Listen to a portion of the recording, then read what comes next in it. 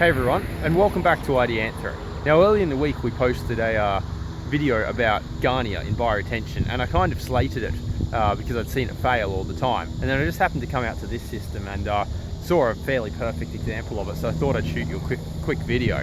So, spin around here, and what we see there, right in the center of shot, is we see 3 Garnias alive, and that's all there is in this basin.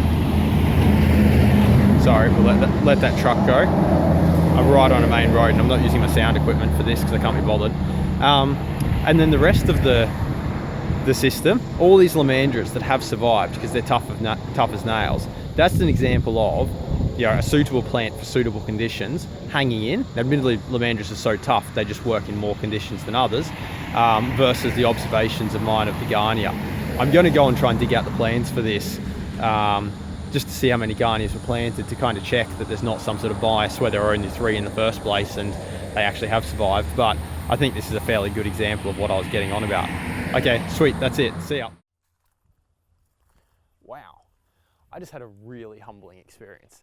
And it was a humbling experience in that moment of, you know what, you really should be careful what you assume in life, right? So I just filmed that little piece, you just saw it, about the Garnia in that basin. And I've stopped into that basin for ages.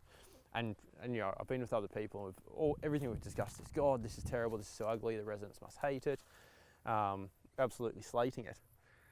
And so I filmed that piece with the Garnia. I'll put the camera down, walked back across to the road, sticking my car into the door, and I hear a voice yell out to me, "Oi, mate, what are you up to?" I was like, oh, okay. And the residents, you know, the guy from the house next door has poked his head over the fence and yelled out to me. I'm like, okay, fair enough. Like, I was just filming right next to his house. I was being a little bit weird. I'll go over, have a chat to him. So wander over, introduce myself, and he's like, hey, what are you doing? I'm like, well, I used to work for council, but now I run this project, kind of making videos about this stuff, trying to help people understand how these systems work and this sort of thing. And he's like, oh, yeah, okay, fair enough. We really like it. I'm like, what? What do you mean you really like it? He's like, no, we really like it. Like, we live on a main road here, and it screens us off from the traffic, and keeps us quiet. You know, it's prevents someone just walking along the road and jumping over our fence. And he's like, not that happens, but yeah, he's like, no, we quite like it. It gives us a bit more privacy. I was like, oh wow, that's really interesting, mate, because like I'm always traveling around to these things, and it's really interesting how through it, with a different hat or a different lens on, you can. I don't think I used the word lens. God, I hope I didn't.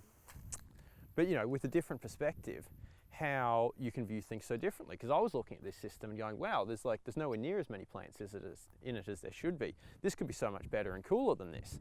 And I just think it's such an important lesson, right? Like, it's so easy to pick things apart and to pick holes in things. But even in really dodgy stuff, there can still be, I mean, that system's not really dodgy, but it's like leaving a little bit to be desired, in my opinion. But even in that situation, how there can still be good come from it. And now, can you imagine, right, if that system was fully planted out? Can you imagine if that had some trees in it, so it's a bit more like bushland, it was casting some shade, the trees are helping to shade out the weeds and this sort of thing. Interestingly, it's also on the eastern side of his property, I'm pretty certain. I'm just trying to picture Google Maps. I'm pretty certain that road runs north-south. So can you imagine if that had some trees? It would give him a little bit of morning shade, so the house didn't heat up quite as much early in the day, and that sort of thing. Like, you know, that system could be even more of an asset. But even in the state that it is, he's still going, you know, we're okay with this thing here. So look, I'm not trying to say that to convince you that even the worst bioretention systems are bad, but it was such a lesson for me of, hey, like, how much of the stuff when we talk about these things, how much of this are we just assuming? And how much of this do we actually know? Look, that's it. Wow, yeah, impromptu episode. I hope you enjoyed. Find us online at ideanthro.com, and we'll see you next time. Bye.